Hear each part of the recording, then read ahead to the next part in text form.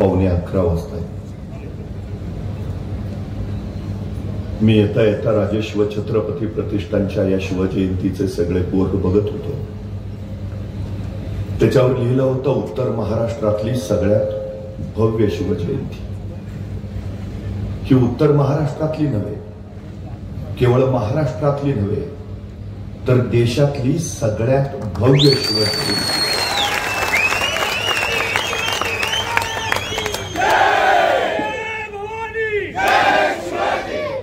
गेली 18 वर्ष जी सातत्यानं त्याच उत्साहानं इथं पार पडते.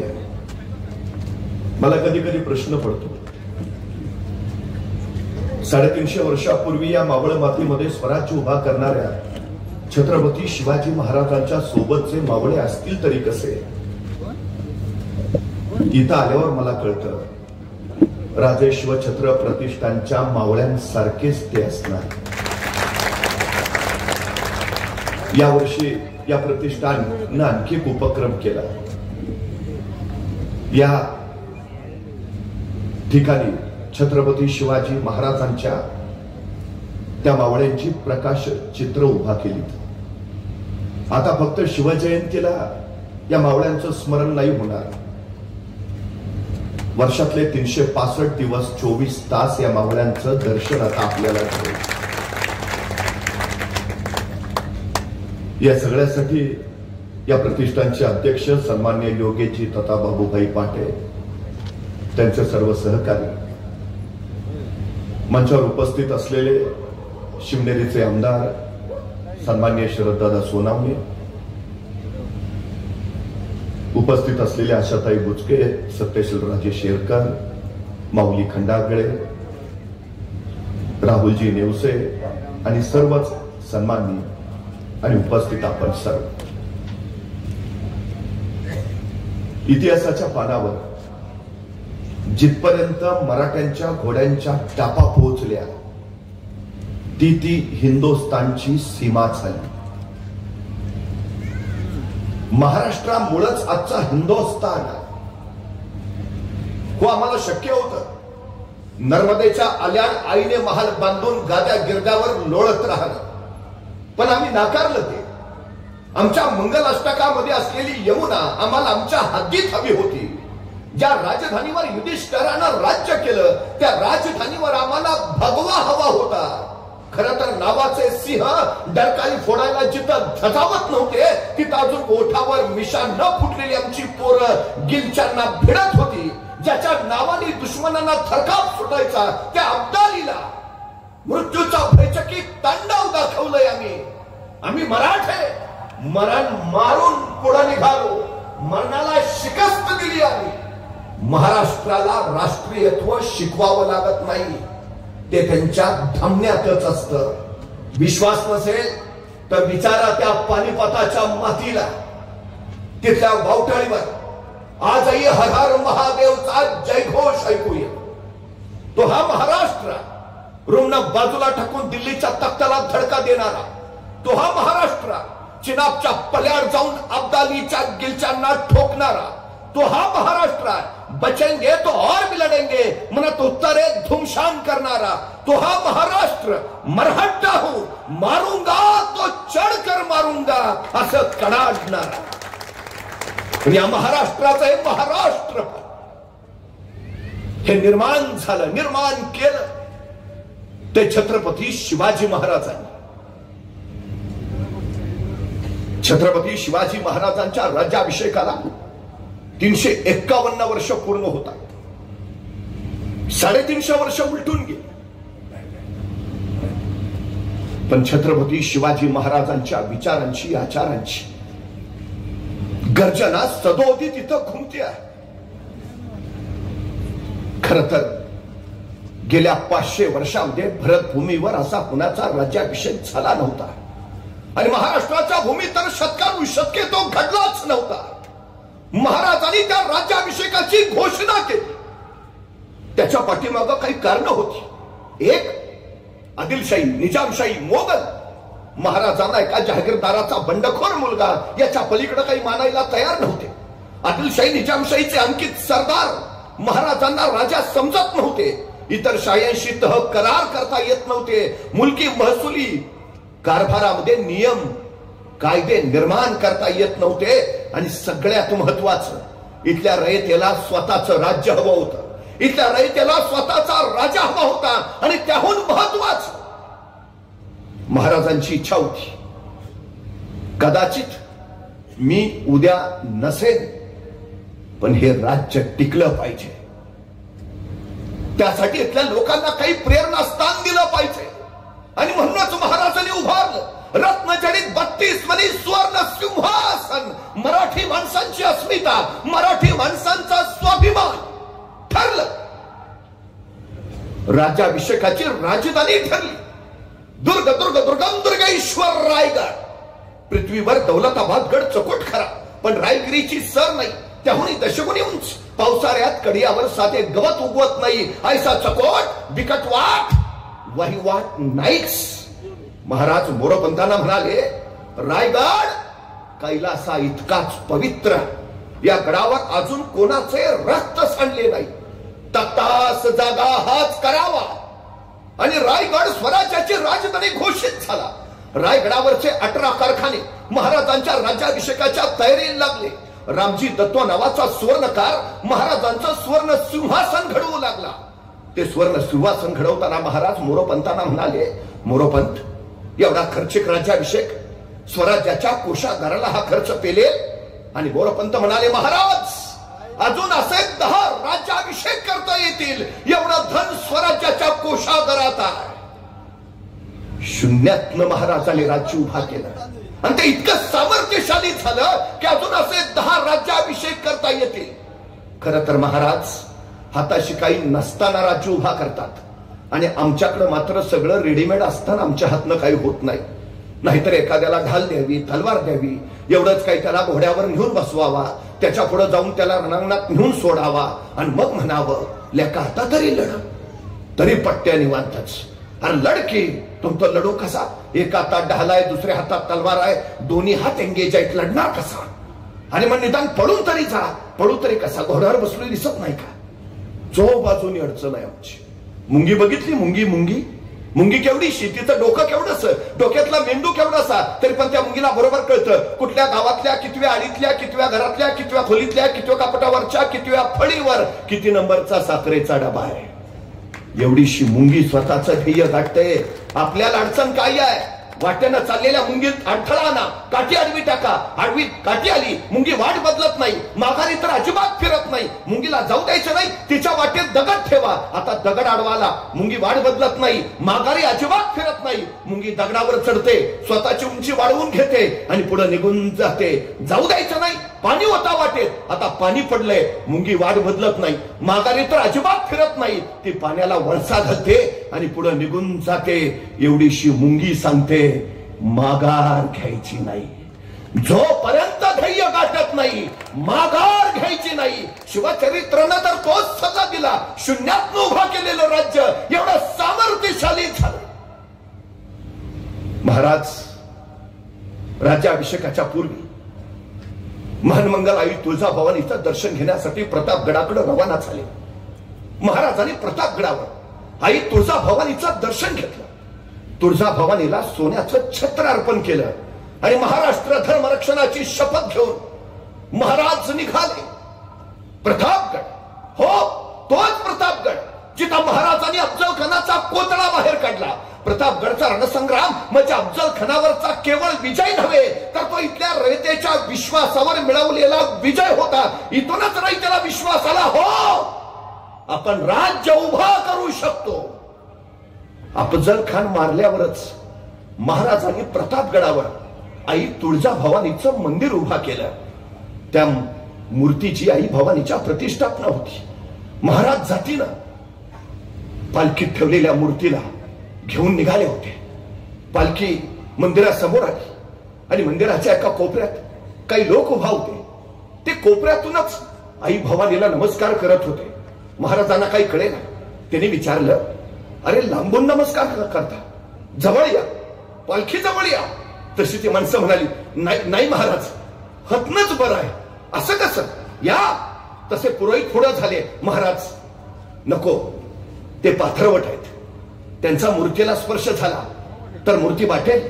मतलब हे मंदिर घडवलं यांच्या हाताने, ती आई भवानीची मूर्ती घडवली तीही यांच्या हाताने.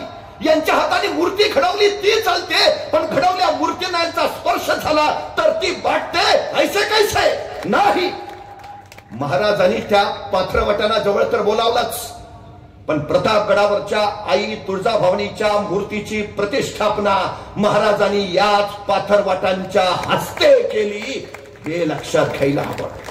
हे राज्य सामाजिक न्याय जपणार, साऱ्यांना सोबत घेऊन जाणार, 18 फकड जाती 12 पुतेदार सारी सारी ह्या सामाजिक न्यायाचं ते राज्य. महाराज रायगडावर परतले. रायगडावर देशोदेशीचे सगळे निमंत्रित गोळा होऊ लागले. इंग्रजी सत्तेचा प्रतिनिधी हेनरी ऑक्झेंडे, फ्रेंच गोवेकर, टोपीकर, भागानगरकर, विजापूरकर हे सगळे रायगडावर दाखल झालेले. आणि महाराजांच्या जिवलग सोबत्यांची तर कोण धांदल उडालेली. सरसेनापती हंबीरराव मोहिते, फिरंगोजी, आनंदराव, म्हातारे मेहता, हिरोजी फारसन, नागोजी जेठे, कोण कोण कोण धावपळ त्यांची. पण त्याच वेळी कुणीतरी सोबती म्हणायचा, स्वराज्यासाठी लढणारे वीर बाजी पासलकरांचा असायला हवे होते. ते कान्होजीचे ते नाईक देशमुख. कुणीतरी सांगायचं, आमचे तानाजी असायला हवे होते. पोराच्या लग्नाची पत्रिका घेऊन गेलेत. रायबाच्या लग्नाला यायचं बरं का. राजांची नजर कोंढाण्यावर, आणि कोंढाण्याकडे पाहता पाहता राजे तानाजींना म्हणाले, तान्हा कोंढाणा घ्यायचं म्हणे रे. आणि सरदिशा उठले तानाजी, हातातल्या पत्रिका फेकल्या. राजा आधी लगेच कोंढाण्याचं, मग रायबाचं. तानाजी कोंढाण्याचं लग्न करायला केलेच. रायबाचं लग्न करायला परतच नाही आले.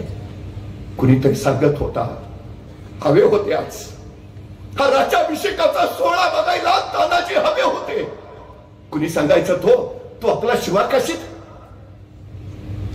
महाराजांनी पन्हाळा घेतला आणि पन्हाळ्याच्या पायथ्याच्या खेडेगावातली काही तरणीवान पोरं महाराजांकडे आली. त्यातच हा शिवाकाशीत नाव राजांचंच, दिसायचा राजांसारखा. हो भाऊ नेताजी पालकर यांनी छापा टाकला, पण बळ तोकडं पडलं, कळून चुकलं. शक्तीपेक्षा युक्तीचा वापर केला पाहिजे. त्या दिवशी राजाने बोलावणं धरलं या हुबहू आपल्यासारख्या दिसणाऱ्या शिवाकाशीतला. शिवा आला. हे शिवा, आमचं रूप घेशील? हो रे शिवा, सिद्धीच्या भेटीला जाशील? ए शिवा, मरायला तयार होशील? शिवा म्हणला होतो. झाला, गेला, स्वराज्यासाठी समर्पित झाला. 6 महिन्याची ओळख आहे हो फक्त महाराजांनी शिवाकाशीदांची. काय पेरलं असेल त्याच्या उरात की शिवाकाशीत मरायला तयार झाले.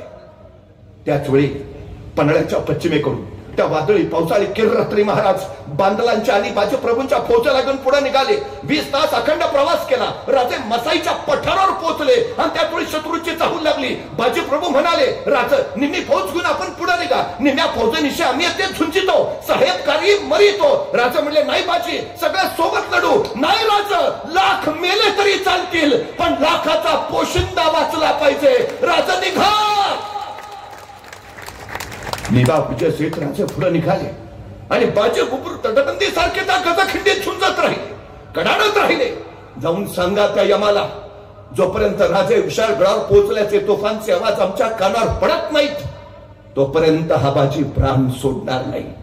राजे पोहोचल्याचे आवाज झाले आणि शिर तुटले. बाजी कोसळले, स्वराज्यासाठी समर्पित झाले. गजखिंड पावनखिंड झाली. बाजी प्रभू, फुलाजी प्रभू, बांदल फौज मारले गेले. महाराज त्यांच्या गावी गेले. त्या सगळ्यांचं सांत्वन केलं. खरं तर बाजी प्रभू, फुलाजी प्रभू यांना एकूण 8 मुलं. महाराजांनी त्यांचं सांत्वन तर केलंच, पण बाजी फुलाजी प्रभूंच्या 8ही मुलांना स्वराज्याच्या सेवेत दाखल करून घेतलं. अनुकंपा तत्वावर नोकरी ही संकल्पना छत्रपती शिवाजी महाराजांची.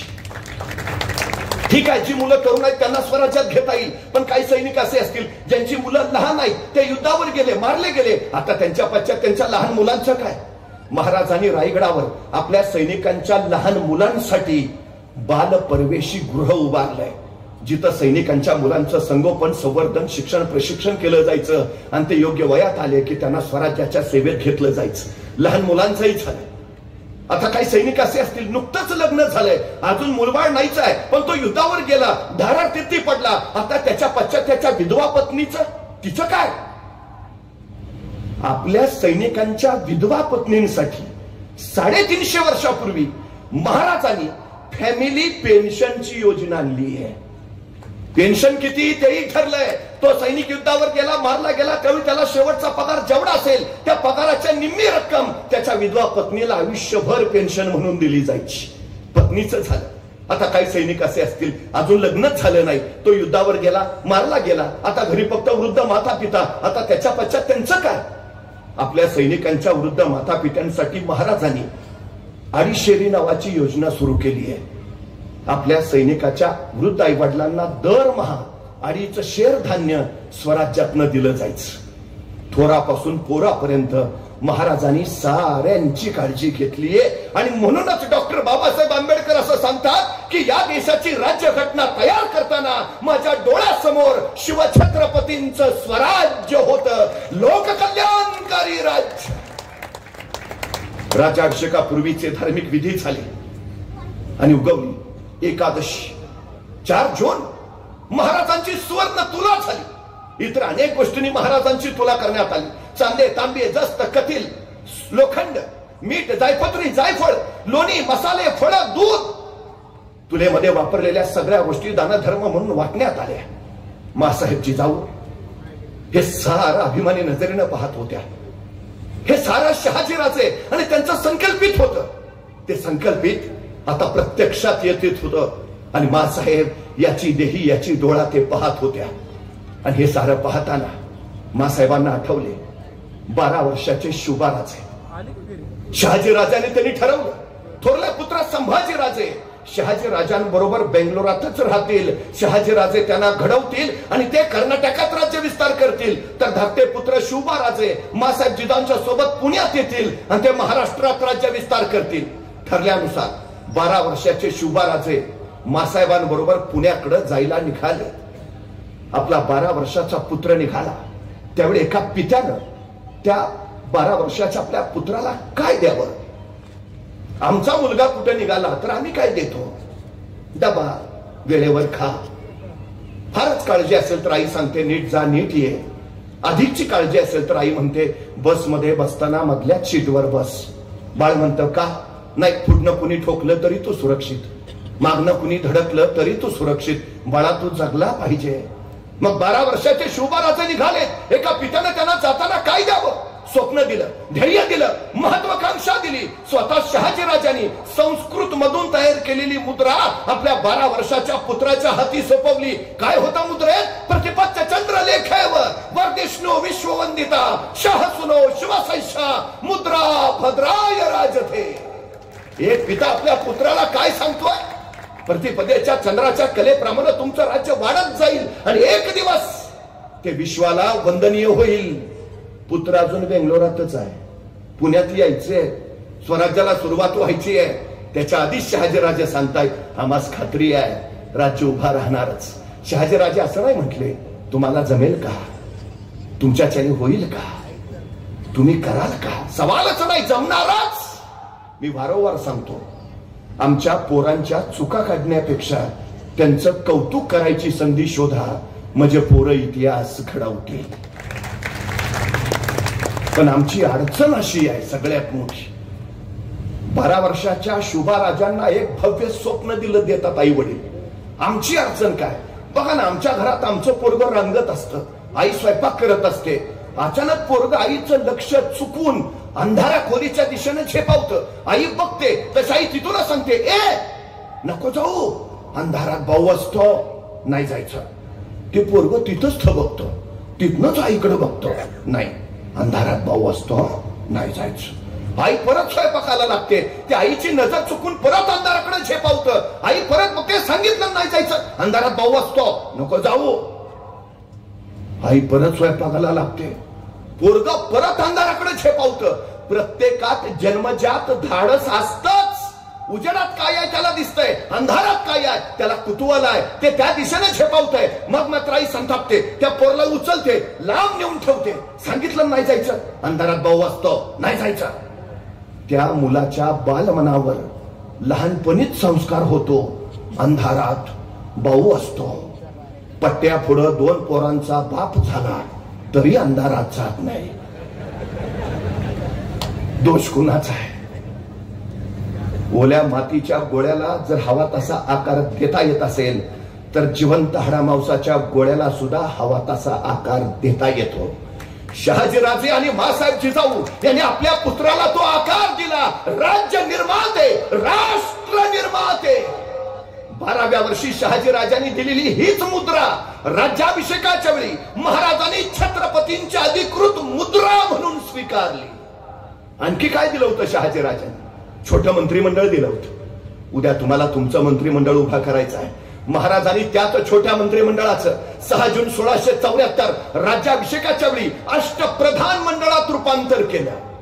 न्यायमूर्ती मगो रानडे असं म्हणतात की ब्रिटिशकालीन गव्हर्नर जनरलच्या कार्यकारी परिषदेसारखी महाराजांच्या अष्टप्रधान मंडळाची रचना होती. तर डॉक्टर बाळकृष्ण असं सांगतात की अध्यक्षीय लोकशाही पद्धतीची ही रचना आहे अष्टप्रधान मंडळ. महाराजांच्या अष्टप्रधान मंडळात लष्करी अधिकारी किती आहेत? ज्या देशात लष्कराचं प्राबल्य असतं त्या देशातली लोकशाही संपते.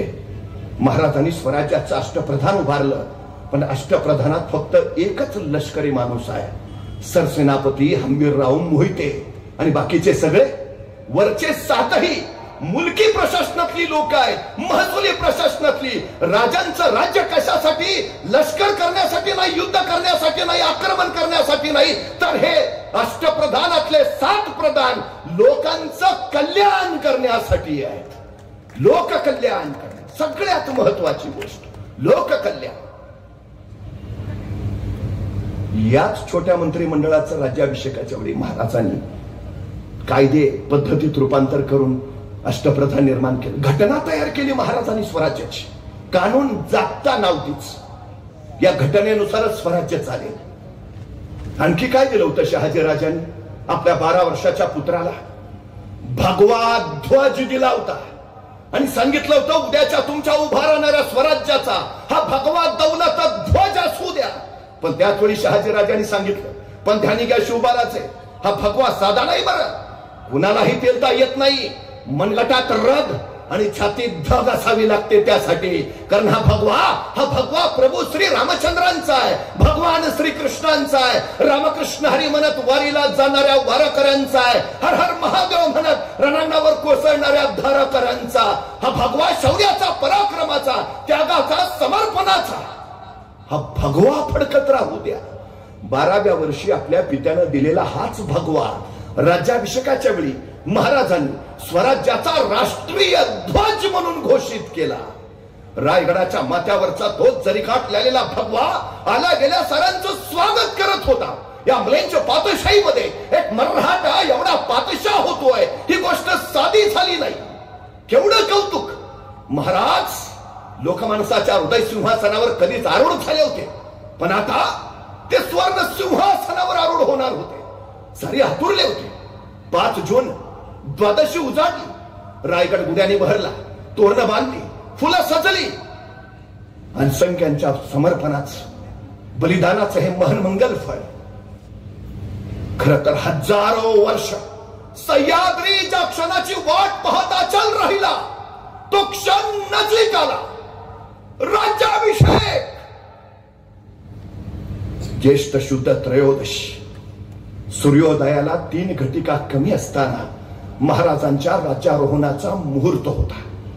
मंडप वेदीमध्ये असलेल्या आसंदीवर महाराजांनी आरोहण केलं. शेजारी महाराणी सोयराबाई युवराज संभाजीराजे स्थानापन्न झाले. पूर्वेला तुपाचा सुवर्ण कलश घेऊन मोरपंत उभा राहिले, तर दक्षिणेला दुधाचा कलश घेऊन सरसेनापती हंबीरराव मोहिते. अष्टदिशांना अष्टप्रधानांनी जागा घेतल्या आणि अभिषेक सुरू झाला. 7 सिंधूंचा अभिषेक. गंगा, यमुना, गोदावरी, कृष्णा, कावेरी, शरयू, सिंधू. अभिषेक सुरू झाला. मंत्रघोष, मंत्रोच्चार गरजू लागला. सप्त सिंधूंचा महाराजांच्या मस्तकावर अभिषेक होत होता आणि त्याच वेळी महाराजांचं लक्ष दक्षिणेला उभा असणाऱ्या सरसेनापती हंबीररावांकडे गेलं. राज्याभिषेकाच्या काही दिवस आधी हंबीरराव सरसेनापती झाले होते, पण तत्पूर्वी स्वराज्याचे सरसेनापती होते प्रतापराव गुजर.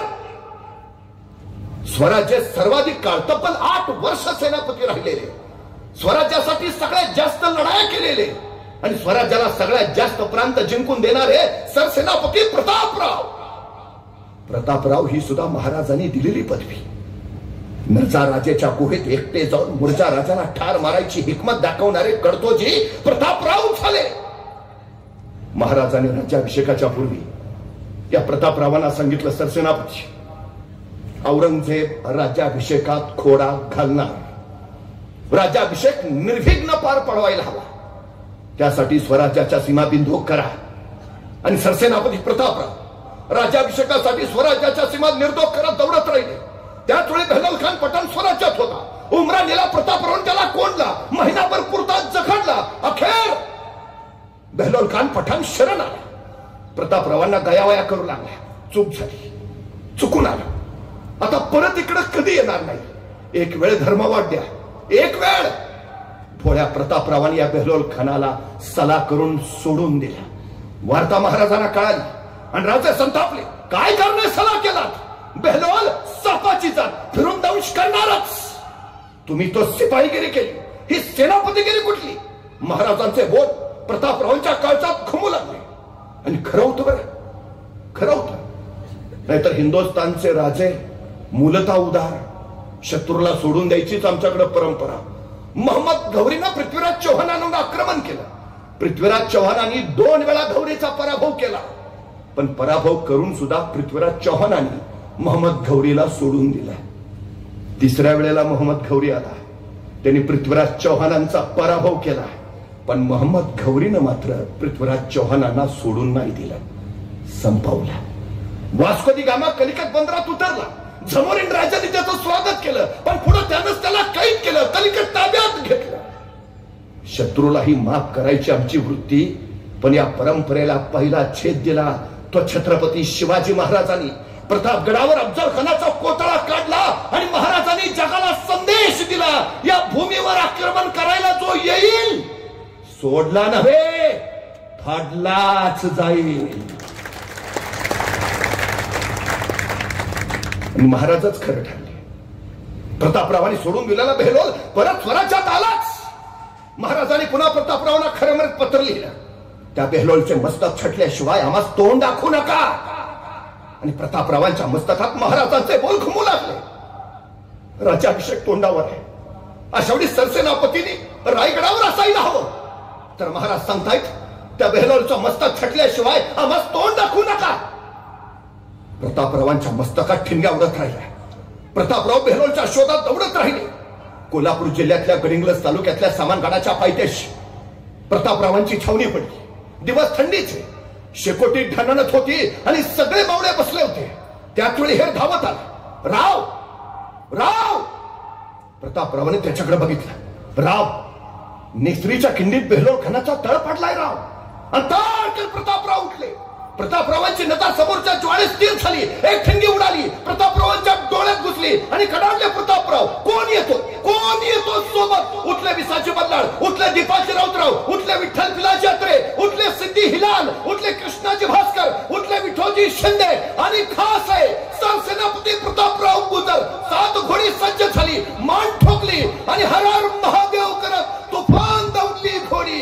बेडात मराठे वीर दौडले 7. नेसरीच्या खिंडीच्या अलीकडं ही 7 फुरफुरती घोडी थांबली. खिंडीच्या पलीकडच्या दक्षिणेच्या टोकावर बेहलोल खानाचा तळ होता. ती छावणी बघितली आणि प्रतापरावांच्या मस्तकात महाराजांचे बोल घुमू लागले. त्या बेहलोलचं मस्तक छटल्याशिवाय आम्हास तोंड दाखवू नका. प्रतापरावांनी आपल्या सोबत्याकडे बघितलं. इशारती झाल्या, घोड्यांना टाच बसली आणि ते 7 घोडे समान सुटले सुसाट. त्या बेहलोल खानाच्या नेतृत्व छावणीत तुफान कापाकापी चालू झाली. खुल्याम कत्तल. बेहलोल खान दक्षिणेकडे जागा झाला. प्रतापराव दौडत होते. बेहलोल खानानं बघितलं, ते क्रुद्ध नजर. सापडलो तर संपलंच. आणि त्याच वेळेला रणशंका फुंकली. बेलाल खानाने त्याचं सैन्य सावध केलं, सजग केलं आणि हे सगळं सैन्य या 7 वीरांवर तुटून पडलं. खालून आग वर आग, आग बाजूनी समशेर उसळली, सहस्त्र क्रूर ही मानी. गर्दीत लोपले 7 जीवते मानी. खग 7 जळाले अभिमानी वनव्यात. वेडात मराठे वीर दौडले 7. भर तुकडं पडलं. त्या गर्दीमध्ये हे 7 जीव लोपले. त्या वनव्यात हे खाक 7 जळाले. मातीत पडल्या प्रतापरावांचा श्वास फुलला. त्या श्वासानं माती उंच उडाली आणि उंच उडाल्या मातीला प्रतापराव सांगू लागले, सांगा माझ्या राजाला, हा प्रतापराव गेला, मातीत मेला. पण नुसता मातीत नाही, मातीसाठी गेला. मातीत मरणारे काही असतात, पण मातीसाठी मरणारे फक्त मराठे असतात, हे सांगत गेला. आणि प्रतापराव नावाचा धगधगता अध्याय संपला. महाराजांच्या मस्तकावर सप्तसिंधूंचा अभिषेक होत होता आणि महाराजांना दिसत होता ती रात्र महाशिवरात्रीची. त्या महाशिवरात्रीच्या रात्री या 7 शिलेदारांनी रायगडाच्या शिवशंकरासाठी आपल्या रक्ताचा अभिषेक केला. 7 बिल्वदलांनी शिवलिंगावर आपल्या आयुष्याचा अभिषेक केला. दगडावर दिसतील अजून ते थल्या टाचा, ओढ्यात तरंगे अजून रंग रक्ताचा, क्षितिजावर उठतो अजून मेघ मातीचा. अद्याप वीरानी कुणी वाऱ्यावर गात, वेडात मराठे वीर दौडले 7. आपल्या अभिषेकावेळी महाराजांना प्रतापरावांनी मातृभूमीसाठी रक्ताचा घातलेला अभिषेक डोळ्यापुढे तरळत राहिला. आणि महाराज म्हणाले, प्रतापराव, आपल्या रक्ताचा अभिषेक या स्वराज्याला तुम्ही घातला म्हणून हा राज्याभिषेक. प्रतापराव हवे होताच. तोपर्यंत सप्तसिंधूंचा अभिषेक संपला. समुद्र जलाचा अभिषेक सुरू झाला. मध्यान्ह रात्री अभिषेक संपला. महाराजांना सुहासनीने ओवाळला. महाराजांनी शुभ्र वस्त्र परिधान केली, स्वरलंकार घातले, शस्त्रांची पूजा केली. कट्यार, तलवार, धनुष्यबाण महाराजांनी धारण केलं.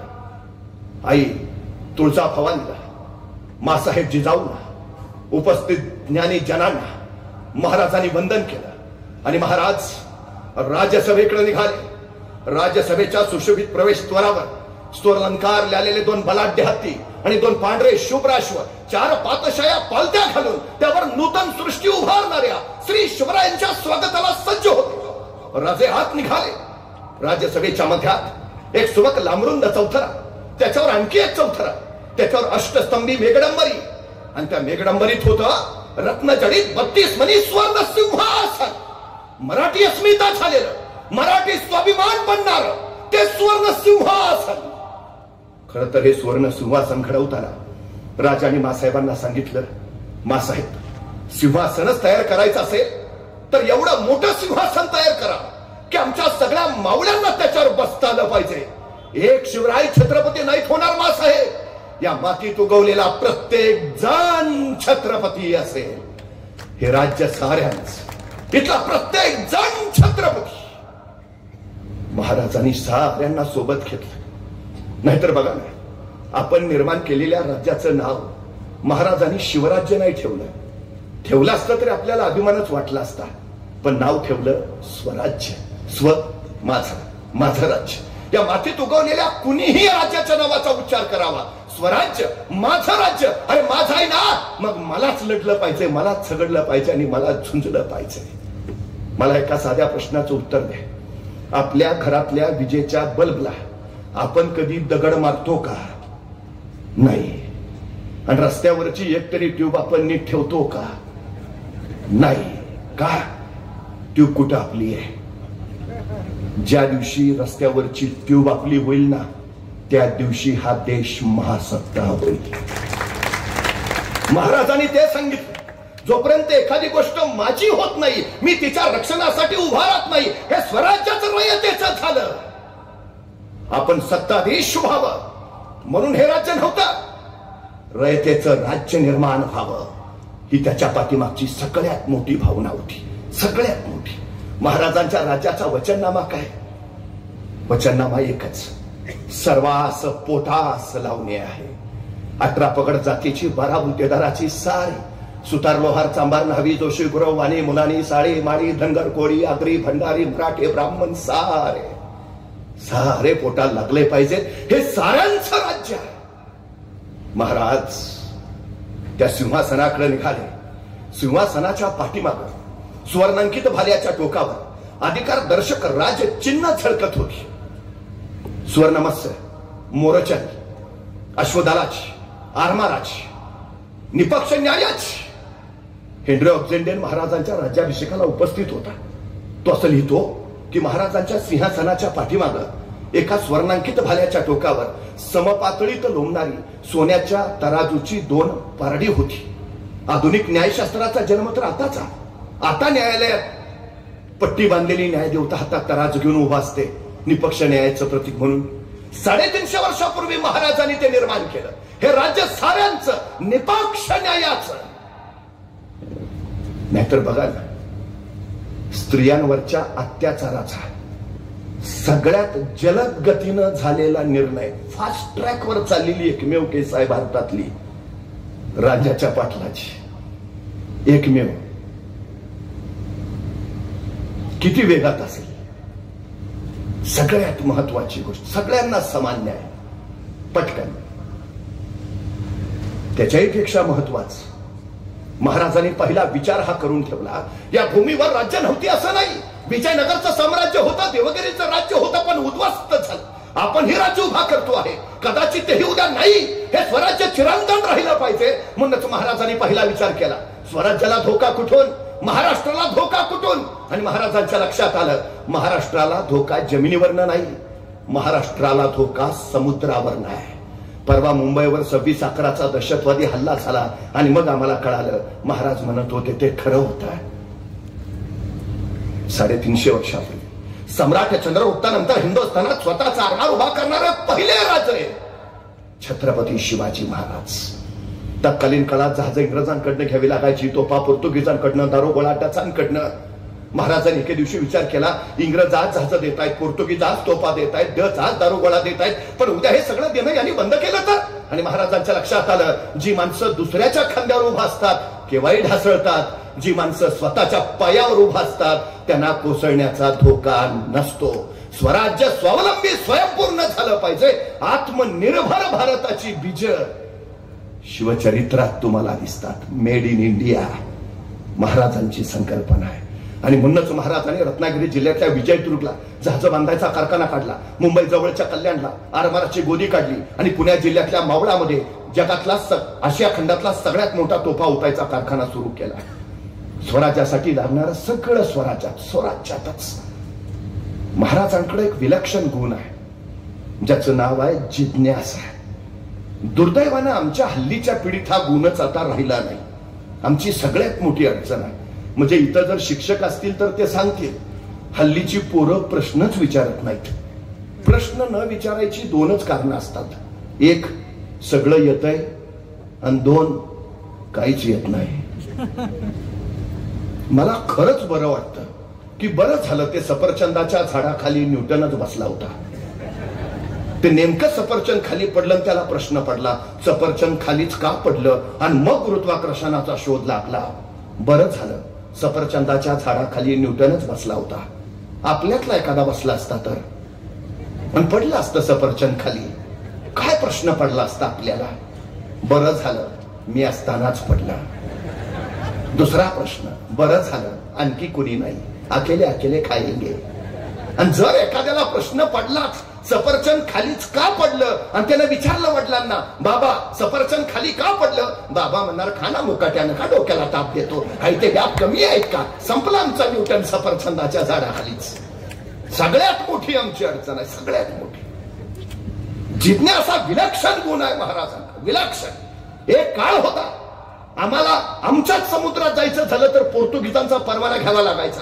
महाराजांनी काळ असा बदलला, आता पोर्तुगीजांना आमच्या समुद्रात यायचं झालं तर त्यांना महाराजांकडनं परवाना घ्यावा लागायचा. अभय खरे नावाचा फ्रेंच प्रवासी महाराजांच्या चौलच्या कार्यालयात आला. त्याला राजापूरच्या बंदरात जायचं होतं. महाराजांच्या अधिकाऱ्याकडनं परवाना घेतल्याशिवाय त्याला पुढे जाता येणार नव्हतं. तो महाराजांच्या कार्यालयात आला. आता घ्यावा परवाना, जावं ना. पण जिज्ञासा किती आहे बघा. मी कायम सांगतो, आपल्याला आपल्याबद्दल जेवढी माहिती नाही तेवढी आपल्याबद्दल परकीयांना माहिती आहे. 189 इंग्रज या देशात पहिल्यांदा आले. 189. त्यांनी इथल्या भारतीयांचा अभ्यास केला आणि त्यांच्या लक्षात आलं ह्यांच्यावर राज्य करणं सोपं आहे. आणि मग त्यांनी 1000 इंग्रज बोलवून घेतले. पुढच्या टप्प्यात 10,000 आणखी आले. 1947 साली देश स्वतंत्र झाला. त्यावेळी देशाची लोकसंख्या होती 29 कोटी आणि इंग्रज होते 1 लाख. 1 लाख इंग्रजांनी या देशावर 150 वर्ष 29 कोटी भारतीयांवर राज्य केलं. कशाच्या जोरावर? अभ्यास, फक्त अभ्यास. हे खरे महाराजांच्या कार्यालयातल्या अधिकाऱ्याला विचारतोय, तुमच्या महाराजांचं सैन्य कमी, तुमच्या महाराजांची संपत्ती कमी, तुमच्या महाराजांचं सामर्थ्य कमी, तरी तुमचे महाराज प्रत्येक लढाईत यशस्वी होत आहेत. तुमच्या महाराजांच्या यशाचं कारण काय? आणि महाराजांचा अधिकारी सांगतोय आमच्या महाराजांच्या यशाचं कारण एकच, अभ्यास, प्रचंड अभ्यास. आमच्या महाराजांना सगळ्या क्षेत्र प्रांताचा अभ्यास आहे. धर्मशास्त्र, अर्थशास्त्र, नीतिशास्त्र, समाजशास्त्र, राज्यशास्त्र, सार, इतिहास, तोंडपाठ आणि भूगोल जणू महाराजांच्या नजरेत साठवला आहे. अभ्यास हेच आमच्या महाराजांच्या यशाचं कारण आहे. तुम्ही ज्या क्षेत्रात असाल तिथला सखोल अभ्यास करा, यश तुमचं.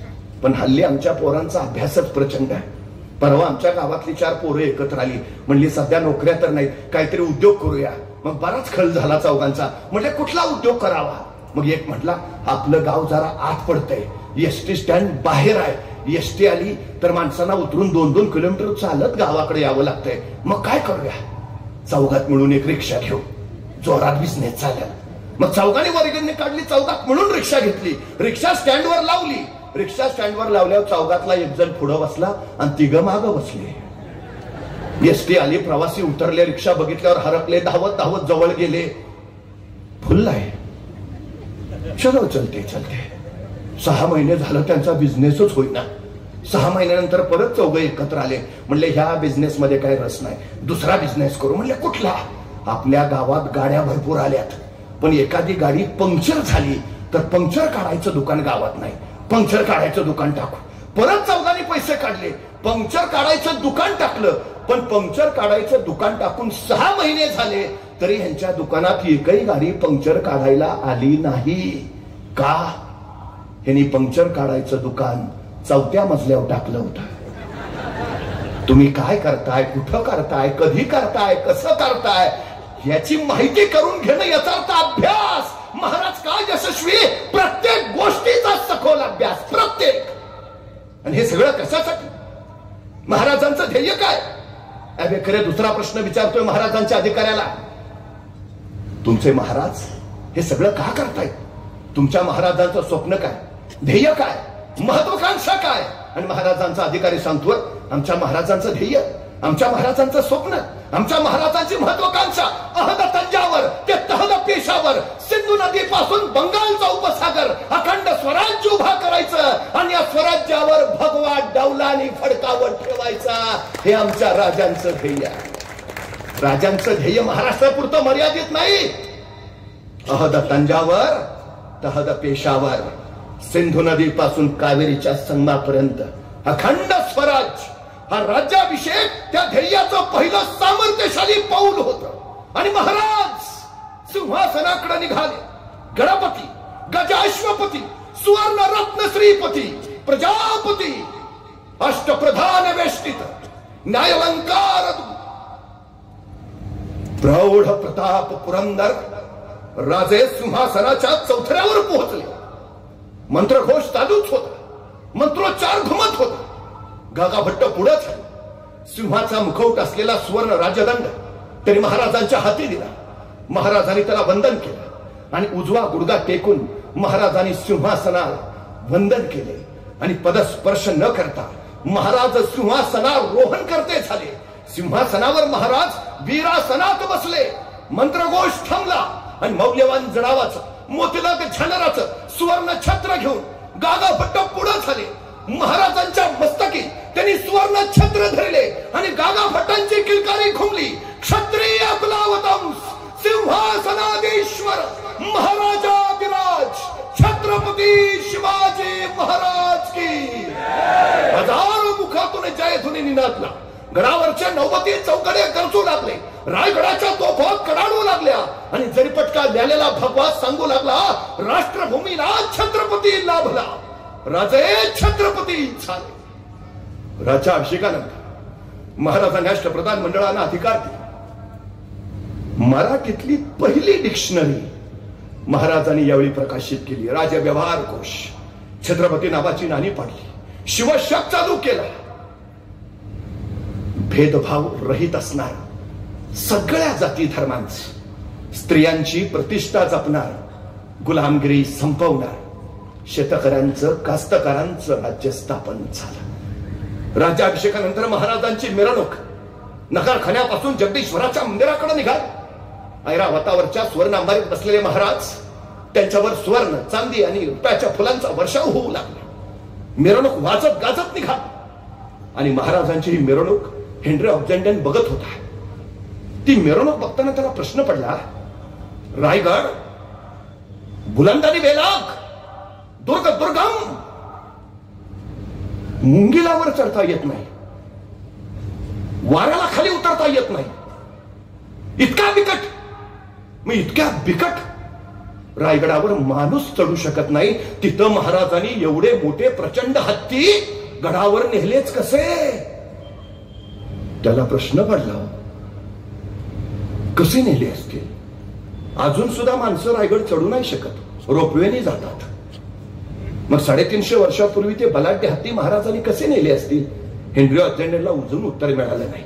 मी सांगतो आता. 1662 साली शहाजीराजे कर्नाटकातून महाराष्ट्रात आले. येतानाच हत्तीची 2 छोटी पिल्ल घेऊन आले. ती पिल्ल छोटी असतानाच गडावर नेली, ती मोठीच गडावर झाली. त्यामुळे मोठा हत्ती गडावर न्यायचा विषयच नाही आला. हेनरी ऑक्झेंडन भेटला तर त्याला तेवढं सांगून टाका, बाबा असं असं झालंय. पण 1662 साली शहाजीराजे महाराष्ट्रात येत आहेत हत्तीची पिल्ल घेऊन, कारण उद्याचं भविष्य त्यांना खुणावत आहे. छत्रपतींची मिरवणूक गरजेची आहे, होणारच आहे. सामान्य माणसाकडे दृष्टी असते आणि नेतृत्वाकडे दूरदृष्टी असते. महाराजांनी ते केलं. काय विलक्षण दूरदृष्टी आहे महाराष्ट्र. याच राज्याभिषेकाच्या वेळी महाराजांनी महाराष्ट्रातल्या गडकोटांसाठी 2.5 लाख होनांची तरतूद करून ठेवली. 2.5 लाख होन तत्कालीन काळात 1 होन $4.25 रुपयाचा, म्हणजे एकूण 7.5 लाख रुपयांची तरतूद महाराजांनी राज्याभिषेकाच्या वेळी गडकोटांसाठी केली. मोरोपंत म्हणाले, महाराज गडकोटांवर एवढा खर्च? महाराज म्हटले, मोरोपंत हा खर्च नाही, ही गुंतवणूक आहे.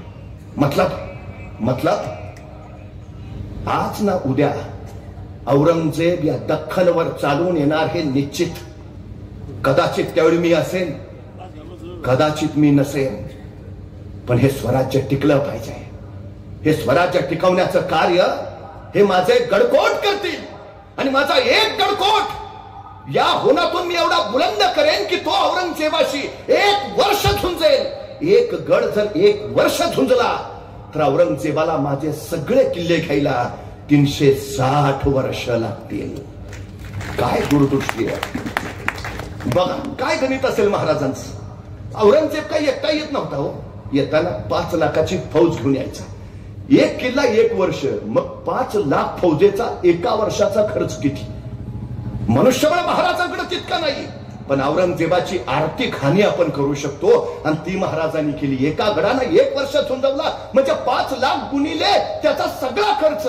14 कोटी घेऊन आलेला औरंगजेब संभाजी राजांबरोबरच्या पहिल्या वर्षातच औरंगजेबाचा सगळा खजिना संपला. मग त्यांनी शहाजहानचा मागवला, तो संपला. मग त्यांनी जहागीरचा मागवला, तो संपला. मग अकबराचा मागवला, तो संपला. मग बाबराचा मागवला, तो संपला.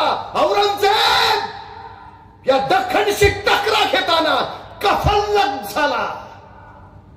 महाराजांची दूरदृष्टी महाराजांच्या मृत्यूनंतर फक्त 47 वर्षात मुघल सल्तनत संपली. आर्थिक दृष्ट्या खिळखिळी होऊन संपली. हा महाराजांचा प्लॅन ए होता. 1 गड 1 वर्ष. हे जरी नाही झालं तरी महाराजांनी प्लॅन बी तयार ठेवलेला. इथून 650 मैल महाराज तामिळनाडूला गेले, वेल्लोरचा किल्ला जिंकला, साजरा गोदरा नावाचे 2 मराठी किल्ले तिथं बांधले आणि तिथे एक जिंजीचा किल्ला होता 3 डोंगरावर, सूर्यगिरी, रायगिरी, चंद्रगिरी, अत्यंत बेलाग. 40,000 फौज घेऊन महाराज जिंजीचा किल्ला जिंकायला गेले. महाराजांनी हिशोब केला, किल्ला जिंकायला 2.5 महिने लागतील. 40,000 सैनिकांचा 2.5 महिन्यांचा खर्च नॉट परवडेबल. सरळ किल्लेदाराशी बोलणं लावलं, 50,000 किल्ला ताब्यात. म्हणजे महाराष्ट्रातल्या गडकोटसाठी 7.5 लाख आणि जिंजीसाठी 50 लाख. 8 लाखात महाराजांनी स्वराज्याच्या पुढच्या भविष्याची व्यवस्था करून ठेवली. बघा, संभाजी महाराज कैद झाले, महाराणी येसुबाई शाहूराजे कैदेत गेले आणि राजाराम महाराजांनी घेऊन ठेवलेल्या जिंजीला गेले. महाराजांच्या दूरदृष्टीमुळं, महाराजांनी जिंजी घेऊन ठेवल्यामुळं तख्त वाचलं, मराठी साम्राज्य वाचलं. हे सगळ्यात महत्वाचं. सगळ्यात काय विलक्षण असेल. महाराणी येसुबाई आणि युवराज शाहूराजे औरंगजेबाच्या कैदेत तब्बल 27 वर्ष राहिले. 27 वर्ष. पण या 27 वर्षात महाराणी येसुबाई त्या औरंगजेबा पुढे एकदाही झुकल्या नाहीत, ना कधी कुर्णी साथ केला. औरंगजेबाला सगळ्यात मोठा सल त्याचा होता, सगळ्यात मोठा. मी संभाजीराजांना मारलं, या महाराणीला कैदेत ठेवलं, पण ही महाराणी माझ्या पुढे नमायला तयार नाही, झुकायला तयार नाही. आणि औरंगजेबाला एक संधी मिळाली. सरसेनापती संताजी घोरपडेंचा म्हसवडच्या रानात खून झाला आणि त्याचं मस्तक औरंगजेबाला दाखवायला दरबारात आणलं गेलं. औरंगजेबाने सरसेनापती संताजी घोरपडेंचं मस्तक बघितलं आणि त्यांना वाटलं ही संधी आहे मराठ्यांच्या महाराणीला झुकवण्याची. एका तबकामध्ये संताजी घोरपडेंचं शिर ठेवलं, त्याच्यावर वस्त्र टाकलं आणि महाराणी येसुबाई राणी सरकारांना आणि शाहूराजांना दरबारात आमंत्रण दिलं. महाराणी येसुबाई आल्या. औरंगजेब म्हणाला, तुमच्यासाठी भेट आहे. आणि त्या तबकातलं वस्त्र ओढलं गेलं. समोर संताजी घोरपडेंचा मस्तक येसुबाई राणी सरकारने बघितलं आणि कडाडल्या, शाहूराजे, मराठ्यांचे सरसेनापती आलेत, मुजरा करा. आणि मराठ्यांच्या त्या सरसेनापतीला महाराणी येसुबाई आणि शाहूराजांनी झुकून मुजरा केला. औरंगजेबाचा तिळपापड झाला, शहनशाह हिंदुस्तान. पण मला कुर्णी साथ नाही. शिर तुटला सरसेनापती, त्याला मुजरा कैसे. आणि महाराणी येसुबाई म्हणाल्या, औरंग हा महाराष्ट्र आहे, निष्ठावंतांना मुजरा करतो आणि फितुरांना झिडकारतो. काय सामर्थ्य असेल कैदेत असताना, काय स्वाभिमान असेल, केवढा मोठा. महाराजांनी दिलेला हा विचार आहे, महाराजांनी दिलेला हा महाराष्ट्रावरचा संस्कार आहे. महाराजांनी महाराष्ट्र धर्माचा निनाद असे तू हिमाचल पोहोचवला. हा महाराष्ट्र धर्म म्हणजे काय, महाराष्ट्रापुरता नाही, राष्ट्राचं राजकारण करणं म्हणजे महाराष्ट्र धर्म पाळणं. तुम्हाला माहिती आहे, 1/3 हिंदुस्थानवर महाराष्ट्राचं राज्य होतं. 1/3. 8 महिने अर्ध्या पाकिस्तानवर मराठे राज्य करत होते, अर्ध्या पाकिस्तानवर. आता जो बलुचिस्तानचा वाद चाललाय, बलुचिस्तानच्या प्रत्येक शहरात तुम्हाला बुकटी मराठे दिसतील. मराठे आहेत तिथे. आपल्या घोड्यांच्या टापा जिथपर्यंत मराठ्यांनी नेल्या ती हिंदुस्थानची सीमा झाली. होय, आम्ही घडवला हिंदुस्थान. आम्ही मराठ्यांनी अटके पार झेंडे फडकवले. अटक कुठे आहे? शिवाजी महाराजांनी सांगितलंय, पुन्हा या हिंदुस्थानवर कोणी आक्रमक चालून येता कामा नये. कुठून येत होते? खैबर खिंडीतनं येत होते. हे अटक कुठे आहे माहितीये? त्या खैबर खिंडीतनं आत आलं की सिंधू नदीच्या काठावरचं पहिलं ठाणं म्हणजे अटक. जिंकला मराठ्यांनी, भगवा फडकवला. राघोबा दादा पेशवे तुकोजीराव होळकर होते आणि तिथून त्यांनी पत्र पाठवलं पुण्यात, आता अटक घेतलंच आहे, खिंडीतनं पलीकडे जाऊन अफगाणिस्तान घेऊ का? पुण्यातनं उत्तर गेलं, तुर्तास नको, आधी बंगालचा प्रश्न सोडू. म्हणजे महाराष्ट्रात राजकारण कुठलं करतोय? बंगाल. मराठे पानिपतावर लढले. पानिपत काय महाराष्ट्रात आहे? नाही, हे राष्ट्राचं राजकारण आहे. 2 मोती, 27 मोहऱ्या आणि लाख बांगडी फुटली. केवढं समर्पण आहे. पराभव नव्हे, या पानिपत नंतर पुन्हा हिंदुस्थान कट तिरक्या नजरनं बघायची कुणाची हिंमत झाली नाही. अब्दाली गेला तो परत इकडे फिरकला नाही, अजिबात नाही. हे मराठ्यांचं शौर्य आहे, महाराष्ट्राचं. आणि पानिपतानंतर अवघ्या 10 वर्षात महाजी शिंदेनी दिल्लीच्या तख्तावर भगवा फडकवला. तख्ताचे रक्षक मराठे 35 वर्ष दिल्लीच्या तख्तावर भगवा फडकत होता. दिल्लीचे तख्त राखितो महाराष्ट्र माझा. भीमतडीच्या तख्ताना या यमुनेचे पाणी पाजा. दिल्लीची यमुना मराठ्यांच्या कब्जात आहे. काय शौर्य असेल हो. बंगालची फाळणी झाली, बंगाली जनता संतापली, तिथं वंगभंग चळवळ सुरू झाली. आणि त्या वंगभंग चळवळीला प्रेरणा मिळावी म्हणून रवींद्रनाथ टागोरांनी एक प्रेरणा घेतलेलं. कुणावर? छत्रपती शिवाजी महाराजांवर. जयोस्तो शिवराय. रवींद्रनाथ टागोर एका ठिकाणी असं लिहितात, हा देश नाना पंथ, नाना जाती, अनेक धर्मांचा, या सगळ्यांना एकत्र आणणं कठीण. एकत्र आले तर त्यांच्यात एकत्व निर्माण करणं कठीण. एकत्व निर्माण झालं तर त्यांच्यात राष्ट्रीयत्व निर्माण करणं महाकठीण. पण हे अत्यंत महाकठीण कार्य छत्रपती शिवाजी महाराजांनी या स्वराज्याच्या रूपानं इथं करून दाखवलं. बंगालमध्ये प्रेरणा कुणाची? छत्रपती शिवाजी महाराजांची. तामिळनाडूमध्ये जातीविरोधी चळवळ सुरू होतीये आणि त्या जातीविरोधी चळवळीला बळ मिळावं म्हणून तमिळ लेखक CN अण्णादुराई एक नाटक तिथं बसवतात. कुणावर? छत्रपती शिवाजी महाराजांवर. नाटकाचं नाव शिवाजी काव्यम. त्या शिवाजी काव्यम नाटकामध्ये छत्रपती शिवाजी महाराजांची भूमिका केली अभिनेते गणेश मूर्ती यांनी. या नाटकामध्ये अभिनेते गणेश मूर्ती यांनी श्री शिवरायांची भूमिका इतकी अप्रतिम केली की त्या नाटकानंतर अभिनेते गणेश मूर्ती यांना कायमच शिवाजी गणेशन म्हटलं जाऊ लागलं. ज्यांनी शिवराय अभ्यासले, अनुभवले, तो शिवमय झाला. महाराष्ट्रातल्या सामाजिक सुधारणेसाठी महात्मा ज्योतिराव फुले यांनी प्रेरणास्थान मानले ते छत्रपती शिवाजी महाराज. स्वातंत्र्य चळवळीसाठी लोकमान्य टिळकांनी आदर्श मानले ते छत्रपती शिवाजी महाराज. याच महाराष्ट्रानं गांधीजींना गुरु दिले, याच महाराष्ट्रानं भगतसिंगांना राजगुरू दिले. संत ज्ञानेश्वर, संत नामदेव यांनी इथली आध्यात्मिक लोकशाही आपल्या वैचारिक बैठकीच्या बळावर मजबूत केली. जगद्गुरु तुकोबरायांच्या वैचारिक शहाणपणातून महाराष्ट्राची वैचारिक बैठक पक्की झाली. समर्थांच्या विचारातूनच हा महाराष्ट्र पुढं महाराष्ट्र धर्मासाठी तयार झाला. आज चित्रपट सृष्टीची निर्मिती असू द्या, नाहीतर क्रिकेटचा खेळ किंवा भारतीय राज्यघटना बनवायचा असू द्या, ते काम केलंय ते महाराष्ट्रानेच केलंय. महाराष्ट्राच्या अंगी हे बळ भरलं ते छत्रपती शिवाजी महाराजांच्या संस्काराने. तो